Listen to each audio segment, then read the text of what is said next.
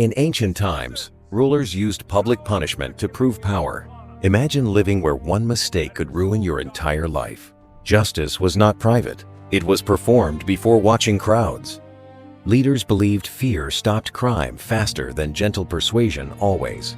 Punishment became a message, written loudly across public spaces today. Many societies valued order more than comfort or individual rights.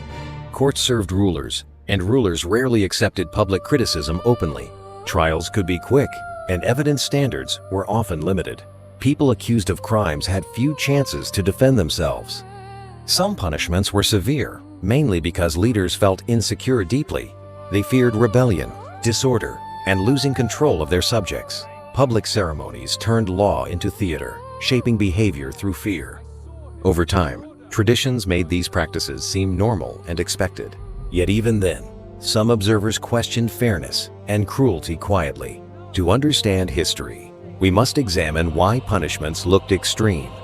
Ancient Rome offers a famous example of strict public discipline. Roman law used harsh penalties to warn against challenging authority.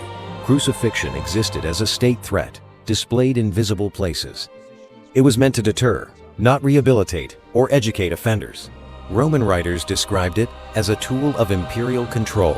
Many punishments targeted slaves and outsiders more than citizens often.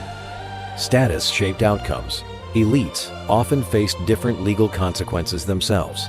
This reveals punishment was also about hierarchy and social boundaries. Medieval Europe developed different systems, mixing custom and religion together. Local lords, bishops, and kings all influenced legal decisions locally. Punishments varied by region, but public shame was widely used. Stocks and pillories displayed offenders, inviting mockery from neighbors daily. Humiliation aimed to deter future crimes without long prison sentences. Physical penalties existed too, but records are uneven and debated. Authorities sometimes used devices to pressure confessions during trials directly. These methods raise doubts, because suffering can produce false words.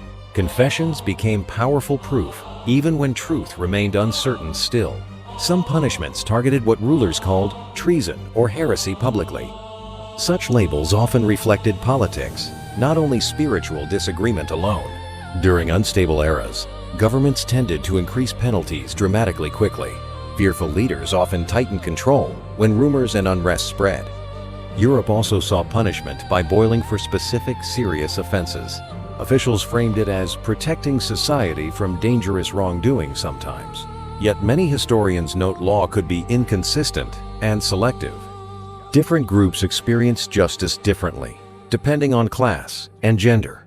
Across Asia, imperial law emphasized order and obedience strongly often. China's legal traditions included severe penalties for certain grave crimes. Officials argued strictness upheld harmony and prevented wider disorder everywhere. Many punishments were codified, meaning they followed written guidelines carefully. However, harsh codes still allowed authorities wide discretion in practice. Across empires, execution grounds became central civic spaces and symbols. Attending punishments reinforced community boundaries and shared expectations for years. Children sometimes witnessed events that shaped their fears for years. Religious leaders sometimes supported punishments, sometimes argued for mercy too. Communities debated what justice meant within their own moral worlds. Punishments also reflected technology. Prisons were expensive to maintain always. Without big prisons, governments relied on fines, exile, corporal penalties. Exile removed troublemakers while avoiding the cost of long detention. Forced labor served states by building roads, forts, and canals. Transportation moved convicts to distant colonies, separating them from home. Public branding marked offenders, creating lasting stigma within communities forever. Shame penalties relied on reputation, which mattered deeply in towns. Some punishments focused on property, like heavy fines and forfeiture. Fines often hit the poor hardest, widening inequality and resentment. Many rulers used amnesties occasionally to gain loyalty and stability. Mercy could be political, offered during coronations or religious holidays. Still, severe punishment remained common when rulers faced threats often. War often increased fear, and fear encouraged harsher policies sometimes. During sieges, authorities punished suspected spies with extreme suspicion too. Crises created scapegoats, and courts sometimes served public anger later. Rumors spread quickly, while communication limits reduced careful investigation enough. Authorities sometimes preferred quick certainty over slow and fair procedures. Some punishments were symbolic, teaching lessons about loyalty and obedience. Parades, proclamations, and public notices framed events as moral warnings. Over centuries, philosophers began challenging this approach to justice openly. They argued punishment should fit crimes and respect human dignity. Enlightenment thinkers criticized secret trials and unreliable confessions strongly, publicly. They promoted proportional sentencing and clear written laws for everyone. Cesare Beccaria famously argued against torture and arbitrary executions openly. His ideas spread through Europe and influenced reforms in states. Legal reforms strengthened evidence standards and limited cruel practices gradually. Some countries reduced public executions, moving them away from crowds. Governments worried public spectacles encouraged disorder instead of obedience sometimes. Prisons expanded as states developed bureaucracy and more stable funding. Rehabilitation became a goal, though results were often mixed overall. Education, work programs, and supervision replaced some public shaming systems. Still, prisons created new problems, including overcrowding and abuse too. Modern justice keeps evolving as societies debate safety and rights. Today, many legal systems emphasize due process and legal counsel. Appeals allow review, helping correct mistakes from earlier decisions often. Forensic science improved investigations, reducing reliance on confessions alone greatly. Human rights laws discourage cruel, degrading, and disproportionate punishments today. International agreements promote humane treatment and accountability worldwide for everyone. Yet debates continue about fairness, bias, and unequal sentencing still. History reminds us punishment often reflects power, not only morality. Studying the past helps us recognize warning signs today clearly. When fear dominates politics, rights can shrink surprisingly quickly again. Transparency and oversight help prevent abuse within justice systems everywhere. Independent courts protect citizens when leaders seek unchecked control fully. Public education helps communities demand fairness and evidence-based policy together. Remember, historical punishments were not inevitable. People made choices then. Reforms happened because individuals questioned tradition and demanded change later. Understanding that struggle can inspire more humane decisions today greatly.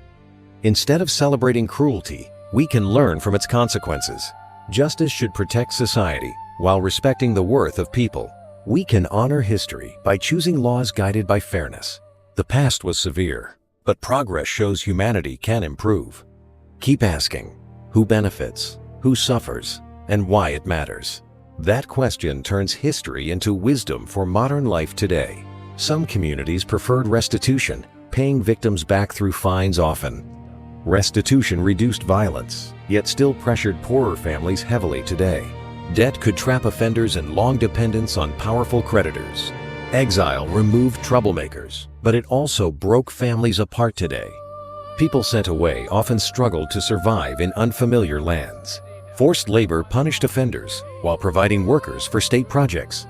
Roads, walls, and canals sometimes rose from coerced labor slowly. Public shaming used costumes, signs, or speeches to mark guilt. Shame could linger, affecting jobs, marriages, and community trust deeply.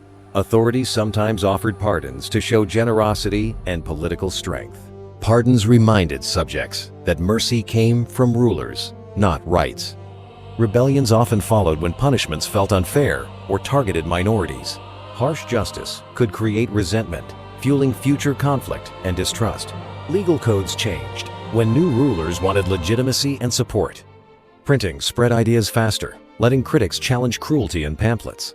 Newspapers reported trials, increasing pressure for consistent procedures everywhere today. Cities grew, making public spectacles harder to manage safely later.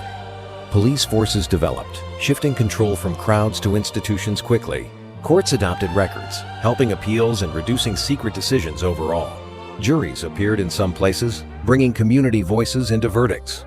Yet juries could reflect bias, excluding many from equal justice. Modern debates ask whether punishment deters crime or deepens harm. Some countries focus on rehabilitation, education, and reintegration after sentencing. Others emphasize strict sentencing, arguing safety requires firm consequences always. Comparing systems shows culture shapes what people accept as fair. History helps us see that laws are human choices clearly. When societies value dignity, punishments tend to grow less severe. When leaders fear losing power, punishments may become harsher again. Learning these patterns helps citizens protect rights during crises together. Ask how rules treat the weak, not only powerful always. Remember that fairness requires evidence, transparency, and equal protection everywhere. Progress depends on vigilance, empathy, and courage to reform daily. Your understanding can turn dark history into guidance for tomorrow.